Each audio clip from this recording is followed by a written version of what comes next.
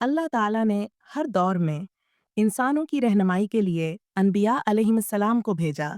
वो लोगों को तौहीद की दावत दें और गुमराही से निकालें। तारीख में कई कौमें ऐसी गुजरें जिन्होंने अनबिया की दावत को ठकराया और अल्लाह के अजाब का शिकार हुई।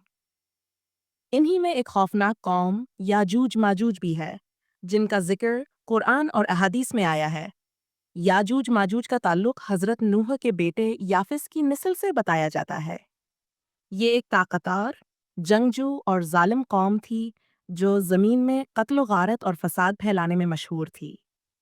उनकी तादाद बेहद ज़्यादा थी।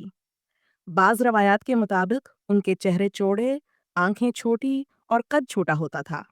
ये मशरक़ के पहाड़ी इलाकों में रहते थे।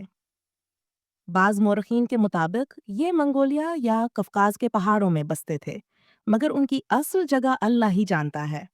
सूरह कहफ में हज़रत ज़ुवालक़रनीन का वाक़या बयान होता है कि वो एक नीक और आदिल बादशाह थे।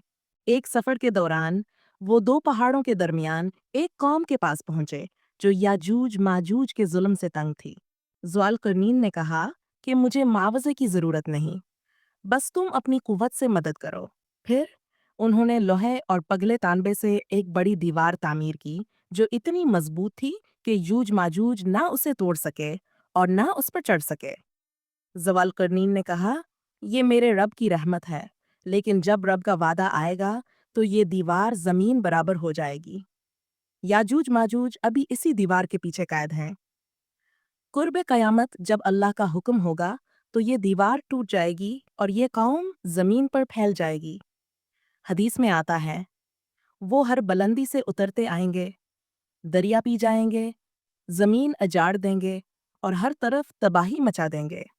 इनकी तादाद इतनी ज़्यादा होगी कि रसूलुल्लाह सल्लल्लाहु अलैहि वसल्लम ने फरमाया, क़यामत के दिन हर 1000 में से 999 जहन्नम में जाएंगे और सिर्फ एक जन्नत में जाएगा, और ये 99 ज़्यादातर याजूज माजूज होंगे। जब हज़रत ईसा अलैहिस्सलाम दजाल को कत्ल करके ज़मीन पर अमन कायम करेंगे तो अल्लाह ताला उन्हें वही फरमाएगा, मैंने ऐसी कौम पैदा की है जिससे कोई लड़ने की ताकत नहीं रखता, तुम मुमिनीन को लेकर तौर पहाड़ की तरफ निकल जाओ। यानी हज़रत ईसा अलैहिस्सलाम और ईमान वाले पहाड़ों पर पनाह लेंगे, क्योंकि याजूज माजूज ज़मीन पर हर तरफ फैलकर फसाद करेंगे। जब याजूज माजूज ज़मीन को तबाह कर चुकेंगे, हज़रत ईसा अलैहिस्सलाम और मुमिनीन दुआ करेंगे, अल्लाह ताला उनकी गर्दनों में एक केरा भेजेगा जिससे वो सब एक ही रात में मर जाएंगे। फिर परिंदे उनकी लाशों को उठाकर समंदर में फेंक देंगे और ज़मीन को बारिश से पाक कर दिया जाएगा। अल्लाह की कुदरत पर ईमान रखना चाहिए। कुर्ब क़यामत बड़े फितनों में से एक याजूज माजूज का खुरूज है, इसलिए ईमान को मजबूत रखना ज़रूरी है। नेक आमाल और अल्लाह पर तवक्कुल ही नजात का ज़रिया है।